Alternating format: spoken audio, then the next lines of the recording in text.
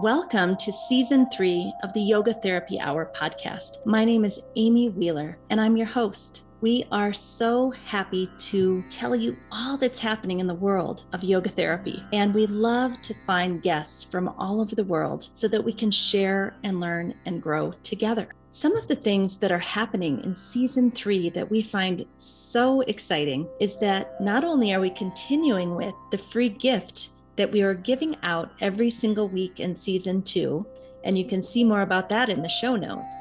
But now we are adding a YouTube channel, and you can see all of these podcasts on video.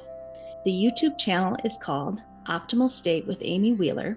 Some people like to watch video. Maybe you want to use it for one of your trainings. These videos on YouTube will be there for you to use for free. We would love your support. We have opened up a Patreon page that is going to help the podcast flourish and grow. You can help us to expand and grow and create more content for you. And we'd love for you to visit the Patreon page, which is called Optimal State and Yoga Therapy Hour podcast. So let's go into our guest today, and please nourish yourself, take time for yourself, and really relax into listening to the podcast. Welcome. Today's interview is with someone I have long admired and was looking forward to meeting today, and it proved to be everything that I had imagined and hoped. And that is with Acharya Shunya, who is the first woman in her Vedic lineage from India to be chosen by her grandfather to lead the lineage going forward. And I was kind of stunned during the interview at the suffering that she has endured throughout her life on many levels, and how she has basically used that suffering to become more sovereign, to know who she is, to know why she's here, to take that suffering and allow it to be transformed into feminine empowerment, to work to uproot the patriarchy, both in men and women and non-binary people, and those patriarchal ideas. And I'm a little hesitant to say this because I don't want to exclude anyone, but I also think it's very important to point out that when I began this podcast, it was in the service of women like Acharya Shunya that I wanted to bring our voices to the world. And of course, we've also had men on the podcast, but most of the men that we've had on the podcast have really embraced their feminine power, frankly. And so this was a big day for me to find such a sovereign woman, just completely grounded in her own being with no apology, not in a way that she is creating violence in the world or excluding people, just the opposite. But to have someone so embodied in her own sense of self with a capital S, knowing that she is here in the world for a reason, and she's here to help other women and people interested in feminine empowerment, help us come forward to do our work without apology in the world. So I have to tell you, this interview kind of rocked my world. I'm feeling a little bit tender and vulnerable after talking with her. I feel like I just want to go be quiet for the rest of the day and really take in what she talked about today, which is learning to respect yourself as a woman, learning to put yourself first when needed, learning to not allow anyone else to disrespect you. You have options. You have things that you can do when you're in those situations where you're feeling abandoned or disrespected or unheard. And the three goddesses that she talks about in her new book, roar like a goddess, they give us a lot of options to really embody our feminine power. So I introduce you to this amazing woman who has really suffered in this life and is now showing us how to come forth and be completely true to ourselves, showing us how to not abandon ourselves. I think this is what I'm doing with a lot of the women I'm working with in yoga therapy. This is the work. So enjoy and let us know how you feel afterwards. Go to our Facebook page called the Yoga Therapy Hour Facebook group and join that group and give us some feedback. We love to hear what you're thinking about the different podcasts.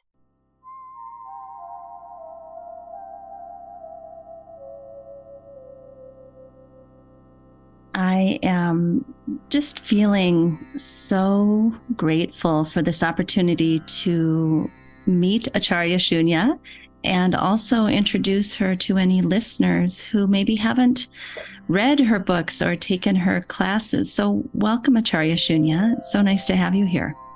Thank you, Amy. It's my pleasure to be here.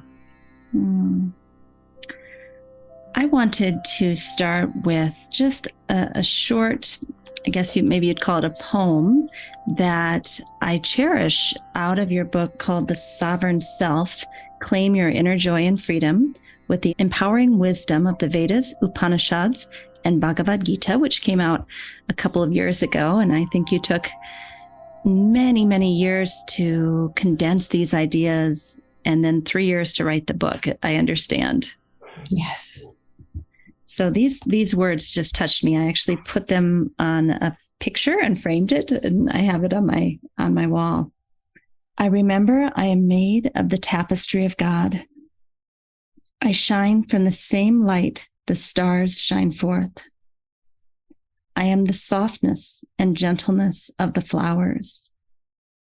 I am the peace that abounds in the morning dawn. I wish to be one with the divine. I seek restfulness in my own self.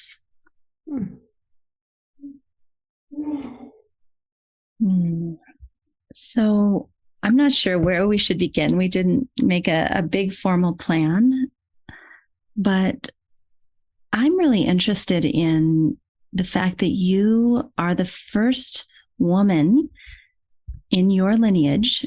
And I think this lineage goes back, how many? Almost 1,000 years? 2,000. We go back to the Vedas. 2,000 years. I'm pulling up your website for people to see. We have both a visual version of the podcast on YouTube, and the website is www.acharyashunya.com. And then we also have the audio version. So please tell me, Shunya, about being the first feminine leader of an unbroken wisdom lineage from India. I'm just in awe. When you're a child, you don't know how you're different. But how you're meant to be different to serve humanity and to evolve in consciousness is already pre-planned by a divine greatness, a divine intelligence. Perhaps that is why, Amy, I was born in this illustrious family. And my grandfather, great-grandfather, my father, these are all very well-known personalities in India and going back further. My great-grandfather composed the Adi Bhagavad Gita, which is an 84-verse version of the Gita, which is considered by many as the original Gita. Adi means the original. It was based upon palm leaf manuscripts found in India and the Bali Islands, and also on copper plates. And so my great-grandfather, Bade Baba Shanti Prakash, was asked to edit and present it to the world because he was such a great Sanskrit scholar. My grandfather addressed thousands and thousands of people in satsang or spiritual discourse daily. My father, who is not here on this website, but because he's alive and well in his 90s, but he's a scholar of dharma, a playwright, an opinion maker, and he has been awarded with the highest civilian awards in India for his literary contribution, which is taking more and more people towards the light of truth, not religion per se, but to the light of truth. I am their daughter. And I was chosen when I was very young, at the age of 9, by my grandfather, the head of the lineage, to be the next lineage head. And everybody kept quiet. They thought maybe I'm his, favorite grandchild. But he knew that one day I'll be conversing with you and sharing this story. Because amongst a gaggle full of a sister, a couple of male cousins, his disciples who were all male, I was chosen. Can I interrupt? I'm just so curious. This age 9, did they tell you? Did you? You probably couldn't understand, but were you aware that you were chosen? Yes, because I went through a ceremony. But I didn't know what chosen means. Mm. Oh, you felt important. I didn't know what it means. And then life was back to normal, and I went to regular school and studied Shakespeare and biology and organic chemistry and algebra. And I went to the Vedic school of my grandfather, the Gurukulam, where I studied the Vedic teachings, Ayurveda, yoga, Advaita from the Upanishads. And then we were believers of the God in any form, feminine, masculine, mixed gender, and ultimately formless and boundless consciousness. But we had temple of Shiva and Devi, God the goddess, in our own home. It still exists, my home, in ancient India, in the holy city of Ayodhya. And so I grew up like loving the goddess and Lord Shiva. And this all became part of my life until I got married. The marriage fell apart. It was a big, shameful thing to happen to a woman in India in the 90s, 80s, and then that too to a spiritual teacher. She should know better. She should somehow be above all issues and walk on air and somehow sort it all out. And so it was almost a question mark on my spiritual integrity, on my ability. If I can't hold a man, can I really hold the knowledge? Can I achieve mukti or moksha, liberation? Question mark. And that's when Baba's teachings, I call my teacher Baba, which means loving word, which means grandfather plus elder. Baba's teachings, which were up till now like seeds, it was really, Amy, in the darkness that followed, where everybody questioned my integrity, my authority, my capacity, that those seeds became that tall tree that I am today. I bend with the winds, but I cannot be uprooted anymore. My presence cannot be questioned anymore. And that is why I feel like my darkness birthed me as much as my light. The lineage was like a soil, and then I grew out of it. And how old were you when you went through this difficult time? I was in my early to mid 20s. Yeah. Because I had heard that from about 24 to 40, you sat and listened. You didn't really go out and do a lot of teaching and gather all these students, that you really were internally focused. Is that accurate? Yes, it was, because through the difficulties of my marriage, which took away my self-confidence, and then unlike in the West, where you just have a clear divorce and you're done, as an Indian woman, I didn't know what are my imperatives, what are my options. And so I was in this clouded state of I'm not in the marriage, but I am in the marriage. And so that's when I went back to my learning, back to meditation, back to finding my voice. And thereafter, once even I was not in that relationship, I was without a relationship, then I found my current partner who's my best friend and supporter of my work and a co-teacher with me, because he teaches Ayurvedic cooking, Chef Sanjay. My life changed and I had all this support from a partner that I had deserved from day one. I was getting many years later. But I didn't still go back there and begin teaching because what had come up for me had to be addressed. And the teachings that Baba gave me of being sovereign was not about just a declaration, it was about an inner experience. Today, I feel sovereign. That is why I can write the book Sovereign Self and I can talk about it and I can be unapologetic about the time when I was non-sovereign, because now I can be so kind towards that part of me because I know it was not all of me. But back then I was still muddled. And one thing that people from the tradition do is we don't go out there quickly to, fashion ourselves as teachers. Students find us.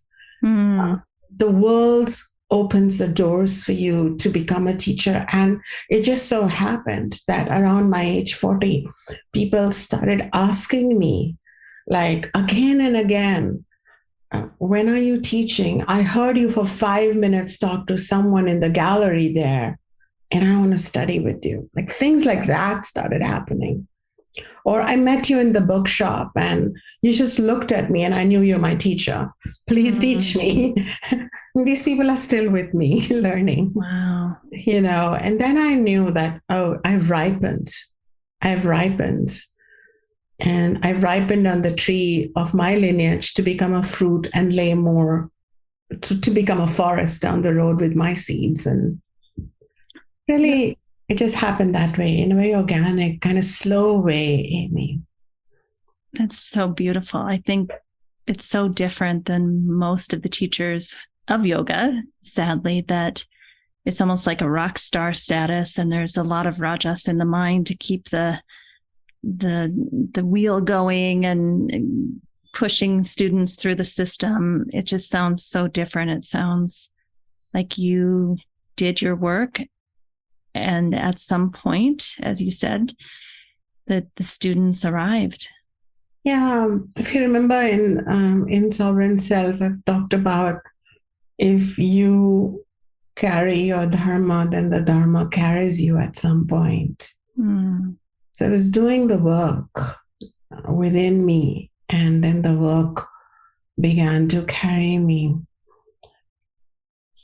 Yeah, there's a satisfaction, there's a wholeness there, there's a quietness there. And I don't know if I'm a rock star, if I'm ever going to be one, but I think I feel quite filled with, peace and joy. I feel like a rock star inside me. Yeah. Which I didn't feel a long time ago when I went through all the challenges and I lost my way. And yeah. Your lineage must be quite progressive. Number one, to choose you. And then number two, to stand by you and continue to support you as the leader of the tradition through this difficult time. Would you say it's a very progressive lineage? I would say so, especially my great-grandfather began opening his satsangs to women. So we have a rare photo of women sitting in the satsang. But my great-grandfather was giving a satsang by the riverbank, but they were sitting like huddled up separately, By the time it was my grandfather's turn, but my great-grandfather did something. I'm very proud of him. He allowed for some students of the lower caste to join the Gurukulam, even if because they were so talented and so dedicated. And that kind of brought some furrowed brows towards our lineage and some criticism. But these were male students, not females. Females were allowed to view these teachings from a distance. But then when my grandfather came along, was it 1965, he had already opened the Atma Vidya Sadan, which openly accepted male and female children to study, as well as children of different castes. And in his satsangs, for the first time, I saw non-Indians sitting there, and I was like just looking at them because they look different from me. Little did I know that our hearts are the same. And then I discovered that. So by the time my grandfather came along, he was already very progressive, and he really lived both my teachers and my father really lived the teachings of oneness and equality. And I remember this Australian student who stayed with us for a long time, like maybe 3 weeks. She stayed in the outer rooms of our big house, and she was helping my grandmother and mother cook, and she was like a daughter of the family, and then she played with us. That's when I started becoming familiar with that Vasudeva Kutumbakam, the world is one family. I saw it happen with me. I also saw that there were people from different religions who would sometimes come for a discourse or be invited to listen to my grandfather's, my teacher's non-dual Advaita discourse. The truth that ekam sattve prahabahuda vadanti, all religions lead to that one truth. Now, this was like I was seeing it. It was not just a talk, a discussion, and then we become all closed within us. We were living that truth. So by the time I grew up, the progressive spirit was what I was carrying, what I'd inherited. And my family, because what happened was, Amy, that I lost the women in my life. My grandmother, my mother, my only sister, all died early for various reasons. So I kind of grew up with the men. And the men that I grew up with had large hearts, but they were not that communicative on emotional matters. So when I was alone and struggling, I had progressive subspace, but I didn't have the emotional nurturing around it. But it was not cruel either. It was just like the way sometimes a lot of women would say, I wish my man would just talk to me and not just make me a cup of coffee. They just talk to me. The love language of the love communication. The woman language. In India, when a woman is scared in the villages, she goes to a woman's circle, and it brings tears to my eyes. And she sits in the center and she cries, and all the women huddle around her and cry. They just cry together. And it's so healing. And I think I needed that. So what I did was, then on the world stage, I cry, I laugh, and I create a huddle circle where we can be in grief and in transcendence of that grief together. I can bring my lineage and its beauty, because it is my grandfather, it is my great-grandfather, it is my father who told me that, Shunya, you may be broken, but you're invincible. You may be caught up in your shadow, but you have so much light you can't even imagine. And they kept that light on for me. And whenever they looked at me, they never saw me like, oh, she fell down. They always saw me as, wow, what are you going to do next in the world? And that, because you can write your own script, because this pain has not happened to you. It has happened for you. These difficult circumstances are beautifully orchestrated by you yourself to shine over them. And I'm glad they did that. And then I brought my feminine nature to it. And now I'm that unique teacher, which is partly masculine, partly with my knowledge, and feminine in my expression. You might have seen that in Sovereign. Yes. A beautiful marriage of the two. And I can't help but wonder, it sounds like you had support within your own family and lineage, but what about the patriarchy in the rest of India? How did they accept or not accept your light shining so brightly? They rejected me.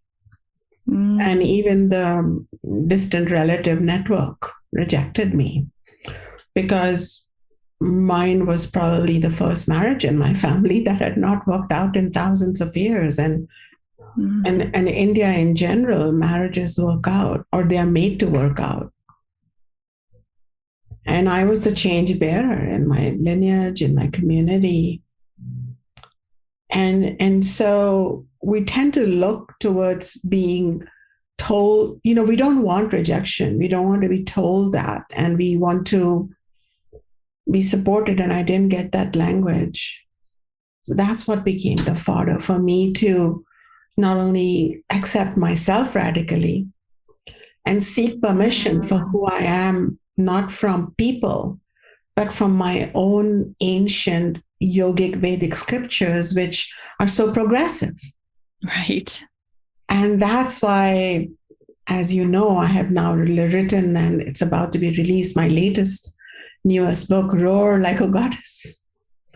It's all about how to deal not only with patriarchy outside us, but any internalized patriarchy in the form of self-limiting beliefs or internalized shame, internalized tendency to apologize and explain too much. Because I found that patriarchy is a demon that doesn't live just in India. It lives worldwide. And it's not just a feudal experience or phenomena. It's found in the most modern, cutting-edge corridors of technology and media and everywhere. And then I wrote a book about, it begins with, what's the woman's voice? Is it seductive? Is it manipulative? Because they are often told we're seductive or manipulative. Are we nags? Do we over-explain ourselves, or do we just roar with conviction and courage? And we let the forest know we're here. So a feminine empowerment. A feminine empowerment book from a feminist role models, which are Durga, Lakshmi, Saraswati. So that explains why I roar like a goddess, because when I went back into their mythology, because I'm a scriptural nerd and I go into each word of those scriptures, not just on what people are telling other people, which are more patriarchal versions of the stories, but you actually go into the Devi Mahatmya, you go into the Devi Upanishad, you go there and you find that, oh my God, these women are bold and empowered, and they're so comfortable with their feminine side, their beauty, their sexuality, and at the same time, they're empowered and equal. And then you go into the Vedic society, which gave birth to yoga, Ayurveda, Advaita, and these traditions. And the Vedic society says, even for God, there is a verse which I quote in my book, which says how consciousness is God, and consciousness becomes in whatever body it goes into, male, female, transgender, mixed gender, but God remains God. Conscious remains consciousness. It's such a big shout out for equality amongst all binary and non-binary genders. It talks about Ardhanarishwara, the God, which is half male, half female, Shiva Shakti combined. It talks about how women should lead armies, how women should drive, navigate ships, how women should become either spiritual teachers or become domestic goddesses, or be a blend of both. So we have all those permissions right there. And then I remember people emailing me even until recently, well, you're a woman, how come you teach Vedas? This belongs to the males. Or how come we have no books authored by yoginis in the ancient time, and they forget that, Yajnavalka's wife was a co-author of Yoga Yajnavalka, right.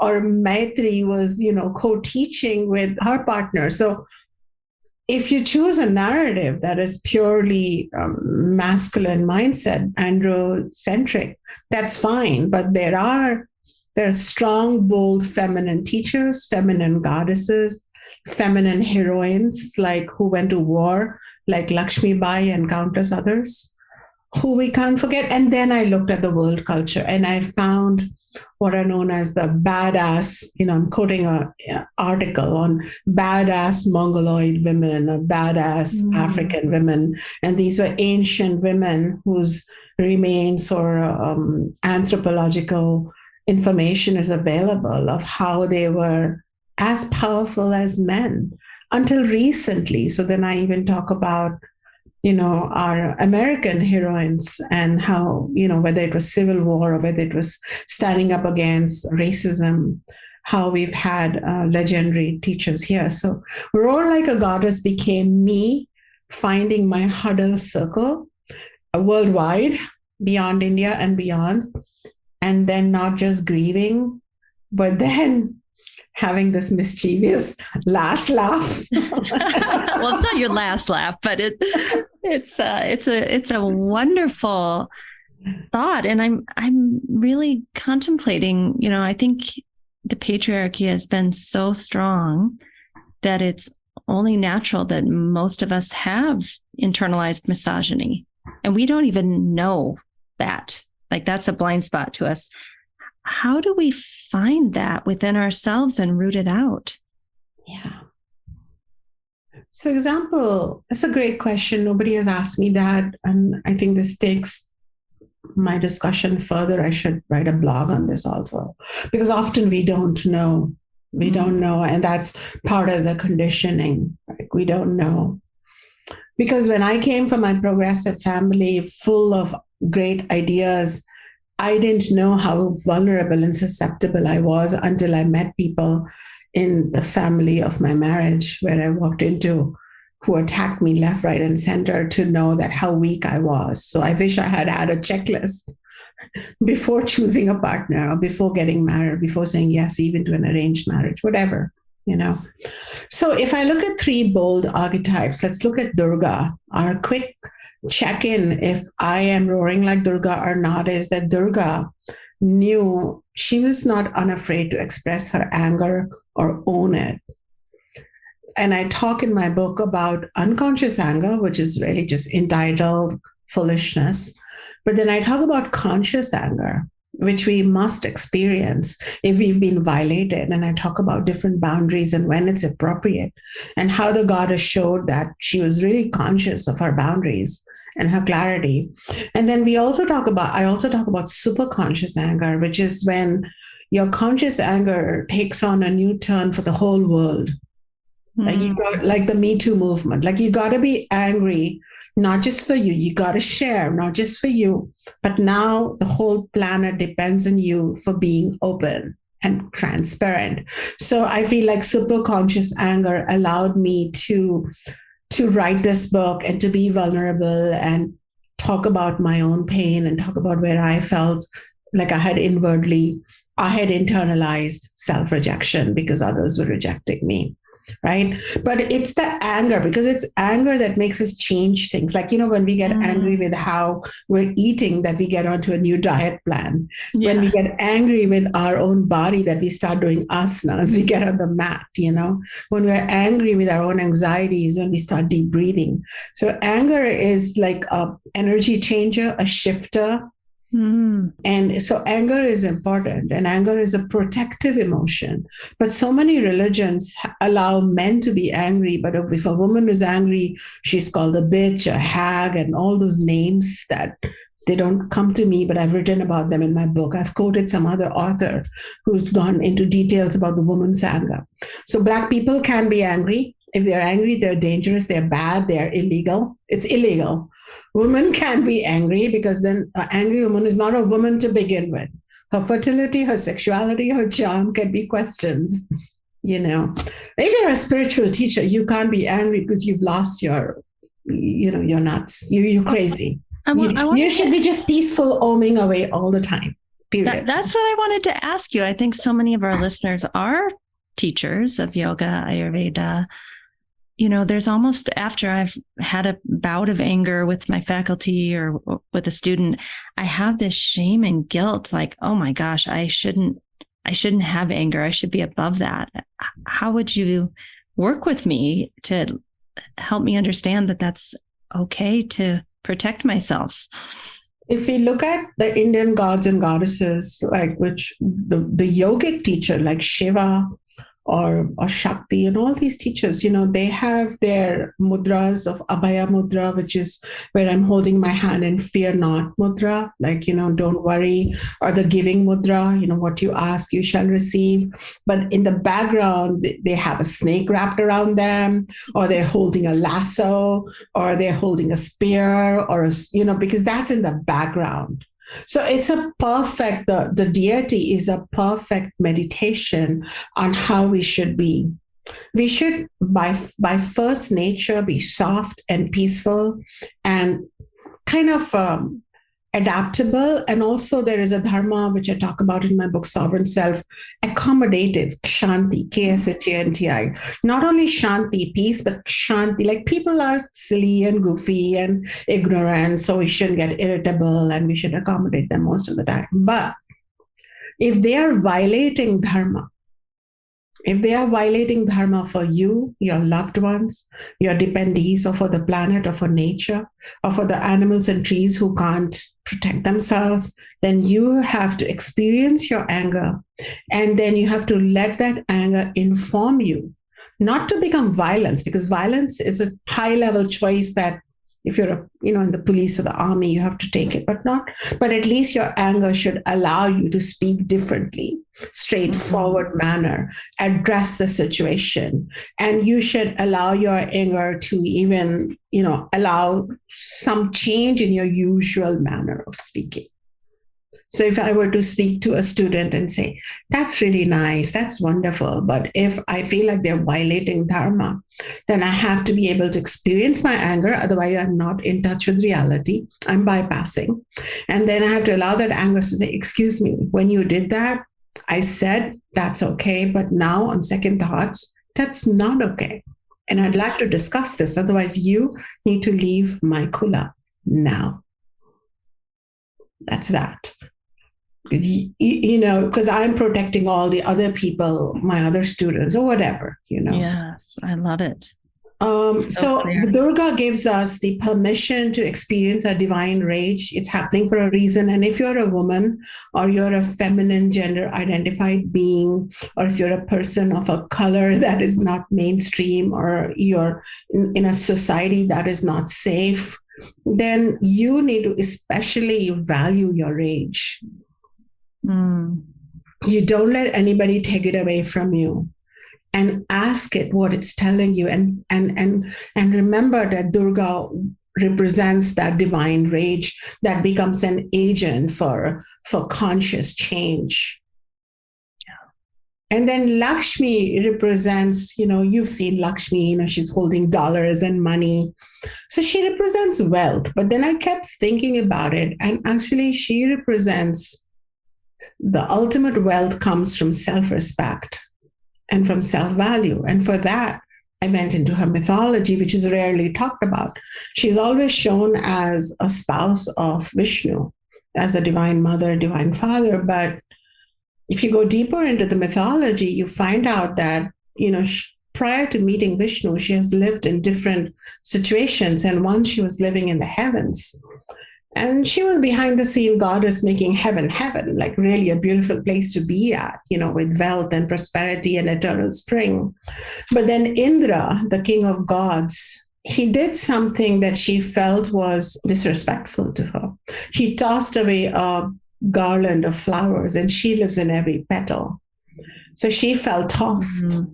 And unlike us women who get tossed and then stay around to be tossed again or tossed again, once was enough for her, because she's a goddess. So she channeled rage, and then she left. So she made some difference.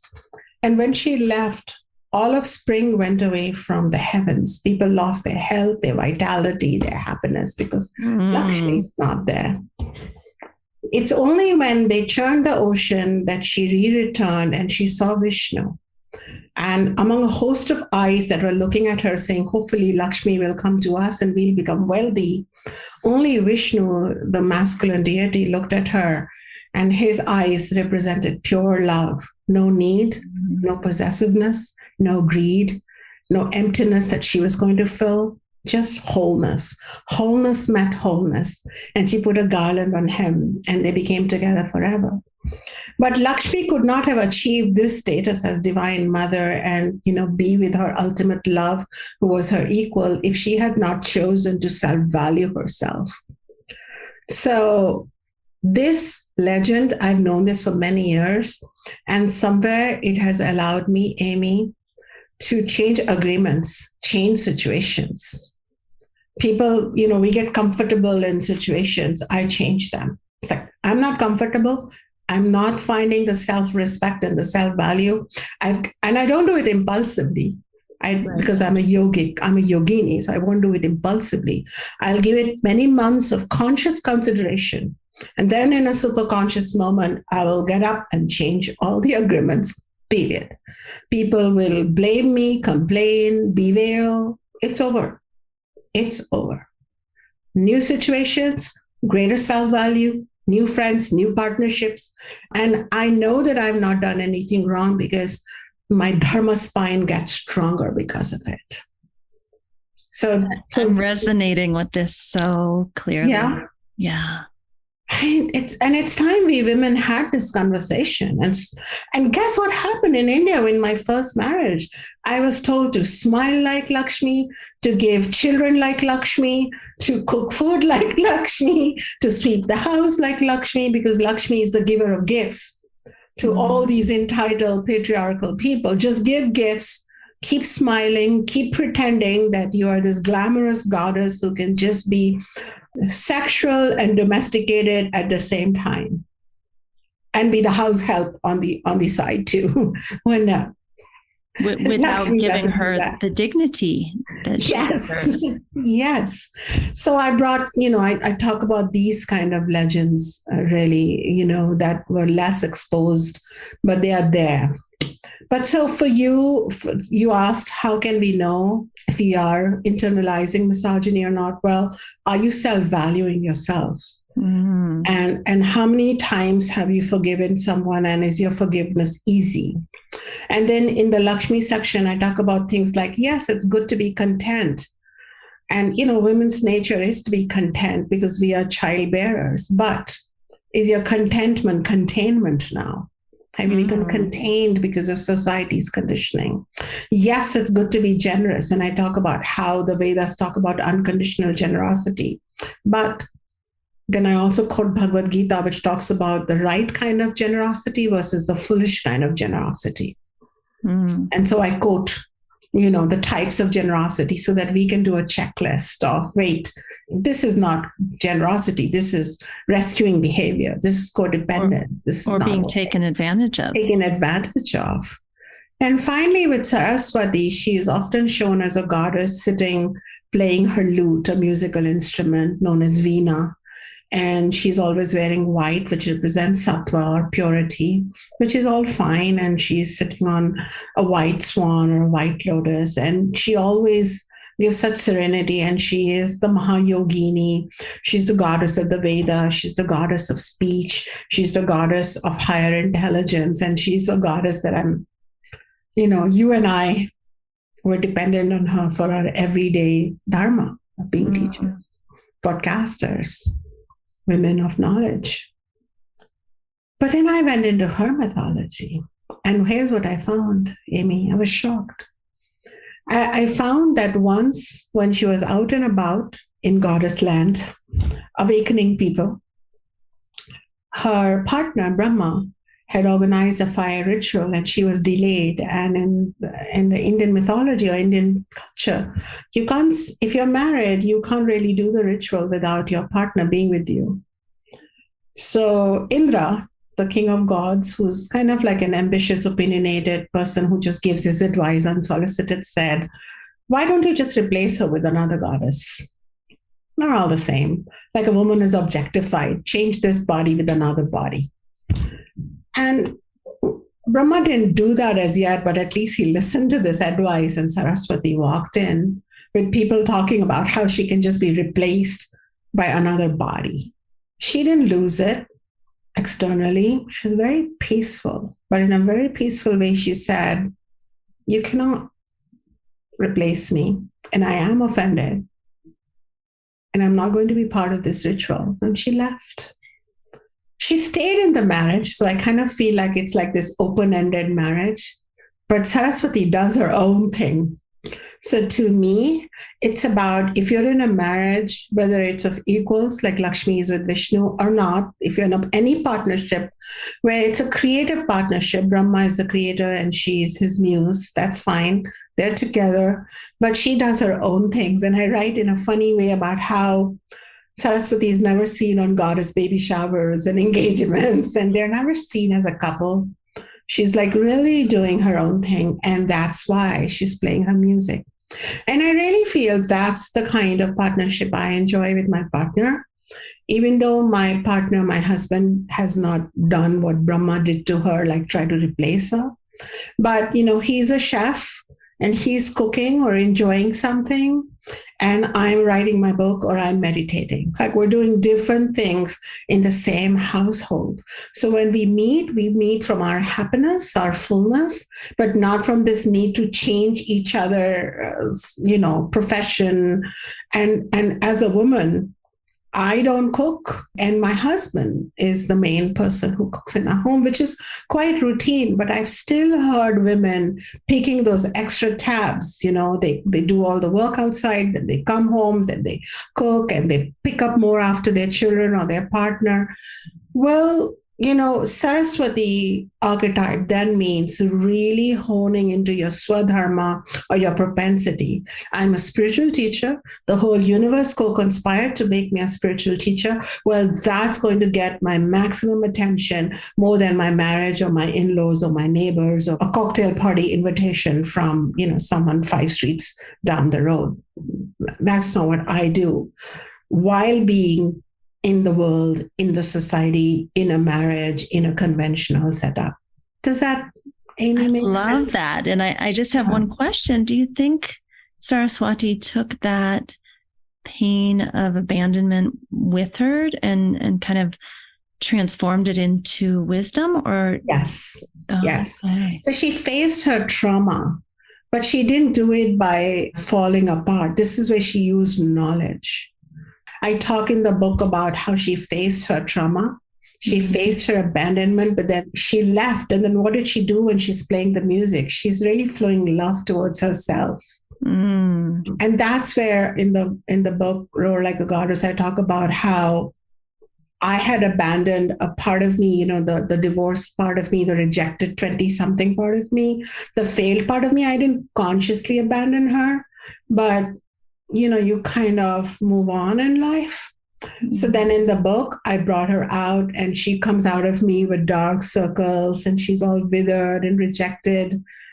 And then I hold her and I bring her as much respect as a 55-year-old celebrated author and teacher is getting. So I bring her out.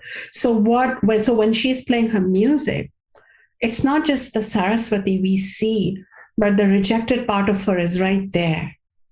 She is representing radical self-acceptance and self-love and using higher knowledge to remember that she is more than just a spurned wife. Yeah, it makes me think like she has defined who she is from the inside out. Those are the words. She has defined, and she didn't even leave the partnership. That's all. I find that too fascinating. It's like how you could be in a partnership, personal or professional, where some things are working and some things are not. So she kind of made it work for her. Yeah. What works for her. She could negotiate. I think a lot of women that I work with in yoga therapy, they're somewhere between Lakshmi just saying, well, I'm out of here, versus Saraswati, could I stay and have financial security, but mainly get my emotional needs met for my children and my women friends and family? They're really teetering back and forth. And there's the Durga anger. Yeah. But now they can stay in a situation. But the next level invitation is don't tether back and forth. Play your music. Have some fun. Let's make it conscious that you may not get the perfect partner.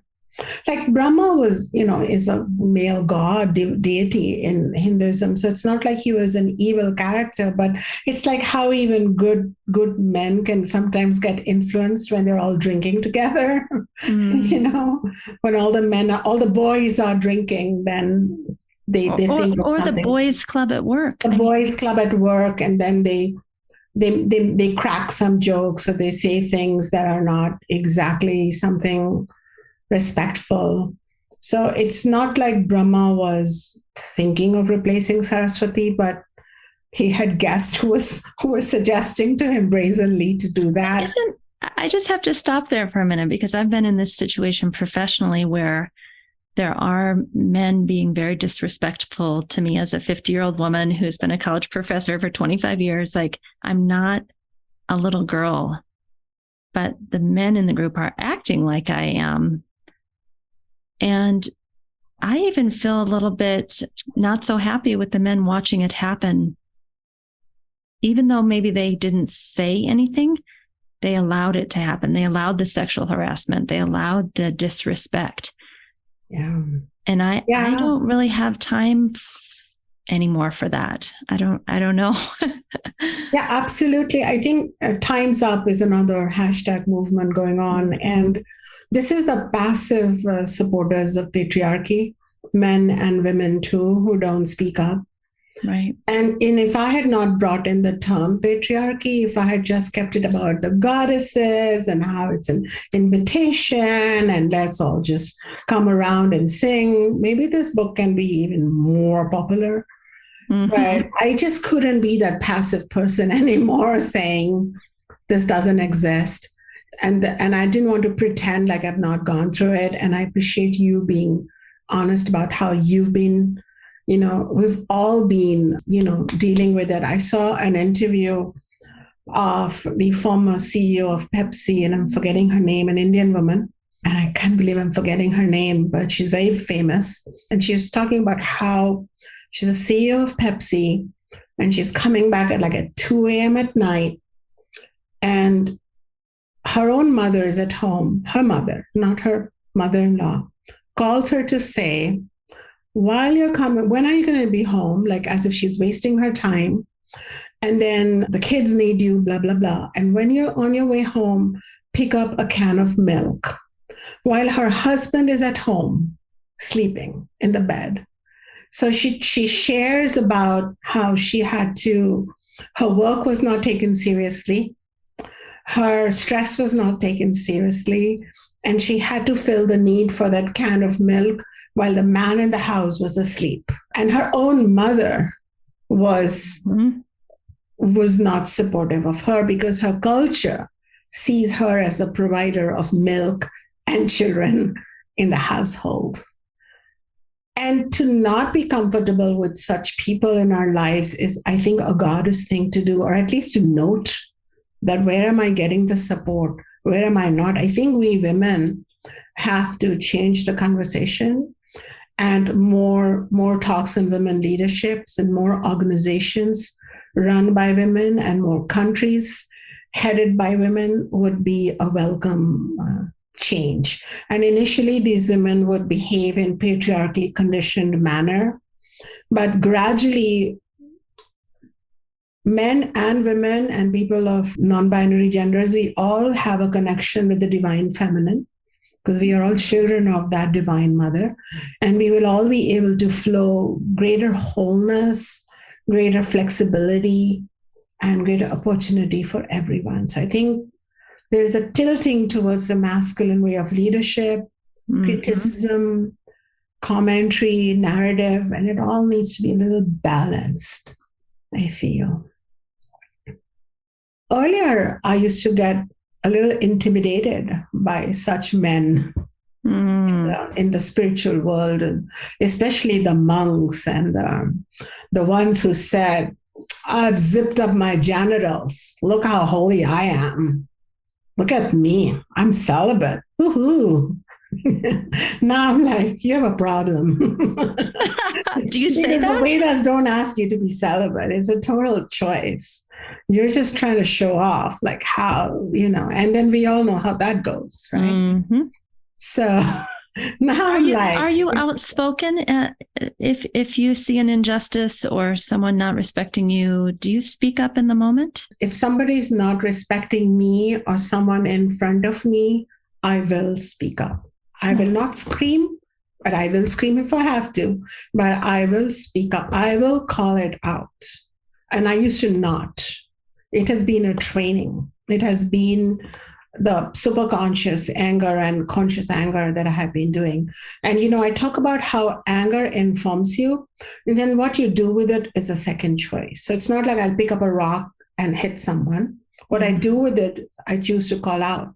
I may do it in that moment, or I might do it half hour later, or I might send an email. Mm-hmm. But I will take action, otherwise I cannot roar. My roar will be damaged. And I have worked all my life to reclaim my roar. And then when I say it, because I'm a female and I'm a healthy, functional female, I will say it in my feminine way. I won't pretend to be neutral. Like, I really respect my emotions, Amy. I might have tears in my eyes. My voice might be shaky, but I will say it. It's getting less shaky with practice. Yeah. Yeah. I had a moment this week where I needed to speak my truth and my voice shook the whole conversation. And I was a little embarrassed, but I thought in the past, I wouldn't have spoken my truth. So this is a step towards huge sovereignty. Huge. I must applaud you. I've had really shaky conversations, but they have taken me very far. So, yeah. Well, let's pull up your new book, which is on pre-order right now, called Roar Like a Goddess. When is it going to come out? It's coming out on September 6th. And very excited about it. Well, I, for one, am getting off this call and ordering it. Where can we order it from? Everywhere people order books, Barnes and Nobles, Amazon, Indie Books, Bookshop, Sounds True Itself. And I wanted to share that when you order this book, Amy, I hope you order the audio book too, because when I recorded the audio book, it was unhinged. Like my publisher, Sounds True, and their audio team allowed me to just speak off the cuff. And I want to share this with you, and it may sound a little strange, but I felt like the goddesses were present. And sometimes I would have tears running down me. And I spoke so in connection with that truth. And then I found that there were these two male recording artists. And when I was crying, they were crying. When I was raging, they were raging. So we had quite an experience, quite a dance creating that. And I think the vibration of the goddesses speaking through you, the literal vibration coming out of you, penetrating each of us listeners, I actually think that is a very different experience than reading it on a page on a book. Yeah, like reading it is helpful because we want to make notes and, make our own thing. But then listening would be like awakening that goddess, because that power, that Shakti dwells within each one of us. And it is said in our tradition that she gets awakened by storytelling and by teachers who are communing with the goddess. So I heard it through storytelling from the village bard or my mother telling me the stories, and now I tell the stories. Yeah. Something shifts for us because mythology is an eternal story in our collective unconsciousness. And when that is awakened, what awakens with us is all the symbolism and deep knowledge encoded in those stories. So those who have heard this podcast and heard the story of Lakshmi choosing self-respect, or Saraswati embracing all of herself and filling up her own gaps with her own soul music, and Durga not fearing her own rage, but using it as speaking power to truth, then something's going to shift in them. It happened with me when I heard it from my teacher, from my mother, from the one village bard who used to say it very dramatically.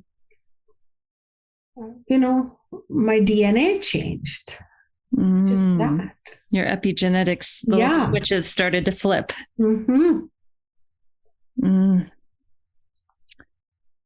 Well, the last thing I want to point out before we finish today is there's also a documentary coming out by Sounds True called Mystics Today. Can you tell us a little bit about that and when that will be out? Not exactly sure when that will be out, but probably sometime in September, October, November timeframe. Mm-hmm. But this is a documentary in which Tammy Simon, the legendary publisher and host of Insights at the Edge podcast, sits down and talks to 6 spiritual teachers who she has found in her 45 plus year of career as the mystics of today, the teachers of today, who are going to make a difference. And I was happily surprised and remembered how Baba had said I would make a difference when Tammy said she would like to fly over to where I live in San Francisco Bay Area and come and spend a whole couple of days with me recording my teachings on sovereign self and the goddess and featuring me as a mystic. And so the episode is called Roar Like a Goddess. And the best way to be in touch about this is to sign up with Sounds True also, so you get their newsletters and stuff. You'll be informed of it. Yeah. And if anyone wants to study with you, are there any programs coming up soon? I see you have a Timeless Vedic Wisdom. I have a wisdom school. And if you go on the website and you go to the study tab, it will lead you to that. I have also founded a different foundation, more technologically enabled, called the Awakened Self Foundation, where I live stream courses, where my team live streams courses and webinars and retreats. And now we have students worldwide who are studying the deep, deep Ayurveda with me from the scriptures, from the tradition. And then I teach some yoga philosophy. And there is a teaching of yoga for Atma Bodha, for self-realization, that my Guru Baba has given me. But Amy, I've not had the time as yet to bring it out in the world in a formal sense. Maybe at a separate time, I'd like to converse with you and seek your help. Just so busy with so many things. But in the future, I would like to bring that very deep, slow, deeply spiritual yoga teachings from Baba to my students. I would love to support you in that birth. It seems that there's so much Shakti packed into one little body of yours, and it's going to take decades for the different parts of you to emerge. Yeah, Baba planted some awesome, like super productive seeds in me, like of Ayurveda, so much Ayurveda, ecology of Ayurveda, clinical medicine of Ayurveda, philosophy of Ayurveda, history of Ayurveda. I have a half-written book on that. Spirituality, the Adhyatma of Ayurveda, the gods, the 7 gods of Ayurveda. I have half-written books on it. Now, it's too much. It takes a whole lifetime to do that. Then if you go to yoga, then yoga philosophies of Yajnavalkya, of Patanjali, of the Bhagavad Gita, then Baba's yoga for Atma Bodha. It's like, wow. Then Advaita, all the Upanishads, Bhagavad Gita, then the divine feminine. So what I did, Amy, was I decided to be sovereign and Saraswati-like in it. I said, I'm not going to control all of this. The right people will come in my life, the right opportunities. I just write, show up, teach the students who come in my life. Some of them are beginners, some of them are celebrated teachers. They come and learn. And we have a beautiful, honoring relationship. And all is well, because I don't live with an ambition to be the guru of the world. I am a roaring goddess, and I sometimes enjoy gardening, walking my dog, cooking something with my husband. Yeah. So I think it's meant to be. It's so clear that you are part of a householder lineage as well as a spiritual teacher. Yes, that is part of my family. We are known as Grahastha Sadhu. Sadhu means one who has a samadhi. Sama means balance or sublime, transcendental dhi, mind.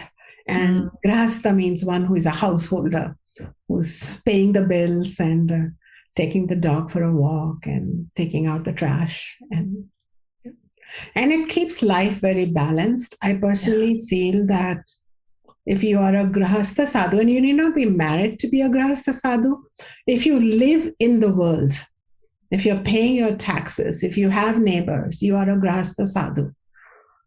And the true monastic tradition doesn't happen by establishing ashrams and living in them as a monastic person. If you're a true monastic person, we should know about you. You shouldn't have a website.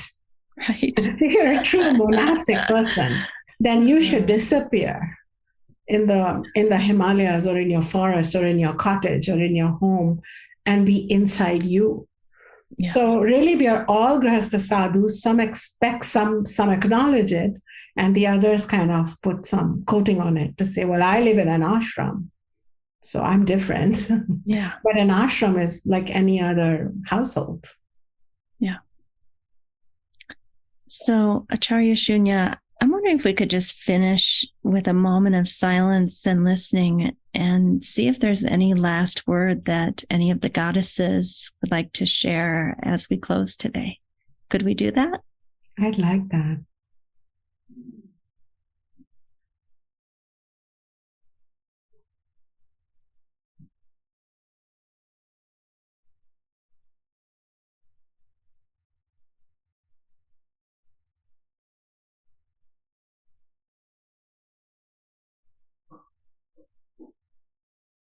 Yeah, I just received the word for all the yoginis out there and all the yogis. And Durga says, do the work of forwarding these teachings, but do it with power. Do it with your soul power, your Shakti intact. Never compromise beyond a point. And when you stand erect in your Shakti, I shall come and give you more Shakti.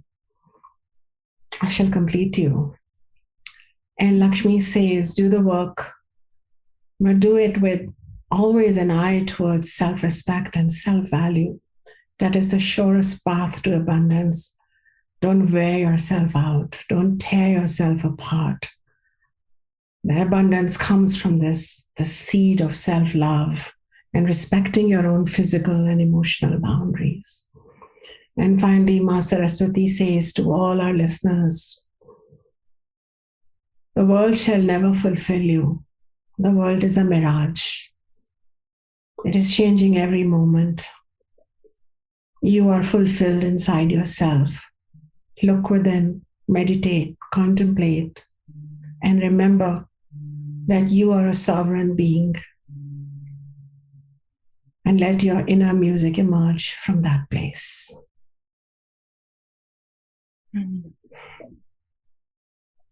Thank you. Thank you so much, Acharya Shunya.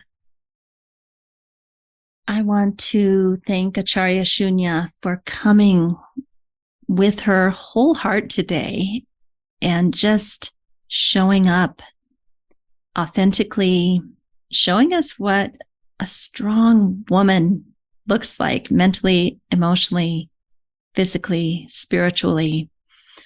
A woman who's willing to get quiet and listen within and be self-determined through her own dharma. After Acharya Shunya and I finished our conversation, we both admitted to each other that being in this world of yoga where there's a constant hamster wheel of create a program, get people interested, certify people, those people take your 20, 30, 40 years of wisdom and recreate it as their own. Then you're on to the next thing, the next book, you're marketing again. Like, it's exhausting. And we admitted to each other that won't it be nice when we can just be quiet and be with the teachings, period. Just study ourselves and let the teachings live through us without this constant pressure cooker that the yoga world has become. And what would that look like? How can we sustain ourselves if we're not on the flywheel? So this is something I'd like to leave all of you with. I know so many of you have contemplated this in your own life. You came into yoga because it healed you. It made you feel happy and healthy and whole. And then you thought everyone needs to know about this. And then you got in the grinder and maybe even lost some of your own joy around the teachings while in this grinder. And I talk to people all the time that say, maybe I just need to stop this and go do something else. It's a lot. Or maybe I should just retire. And I can understand that. But I also think it's a very precious human life that we have. And we came to this place with these people. We're blessed with the teachings, and it's not actually an option to just say, I'm done. I'm gone. I don't want to do this. We are in some way required to pass that on through our children, through our colleagues, through the people at the grocery store or the gardeners or our loved ones. We will pass this on. It's not just going to stay inside of us. But I think we can all relate to that feeling of just wanting to go inward and starting to de-link from the outside world and the rajas and tamas that creates in our mind, and really preferring a more sattvic nature. So I'll just leave you with that, reflecting on that for yourself. And what does it mean to you to be a yoga teacher, a yoga therapist, a yoga practitioner? What does it mean? And can you find this balance in your life where there's enough internal focus and nourishment, and there's also this giving to the world who needs us more now than ever? Thank you for listening today. Please don't forget to sign up for our newsletter mailing list, where we give you a free gift every single week. It's usually something that the guest has been talking about, like a book chapter or an article or an infographic. Check out the show notes for that. Thank you for listening today. Don't forget, we have a new YouTube channel called Optimal State with Amy Wheeler. We also have a new Patreon page where you can support us to bring you the most excellent content, and that is Optimal State and the Yoga Therapy Hour Patreon page. Also, you could write us a review on most major platforms that host podcasts. Give us 5 stars if you appreciate the show, and tell us what you love so that we can do more of that. Finally, we support several nonprofit organizations through this podcast. See the show notes to understand how you can help. If you'd like to be a guest or a sponsor for this program, contact us at the email welcome@theoptimalstate.com. welcome@theoptimalstate.com. And finally, a special thank you to our team here at Optimal State. We are truly a global family. George Mantuan, one of our executive producers. Adam Satchel, senior media producer and sound engineer from the Philippines. Krishna Panchal, a producer from Canada. Modupe Abdullahi, who does the show notes and is an editor for us from Nigeria. And Peter Morley, who wrote and produced the music for this show, who lives in Australia. Find more about Peter's work at www.zenmusic.biz. Thank you for listening. We'll see you next time.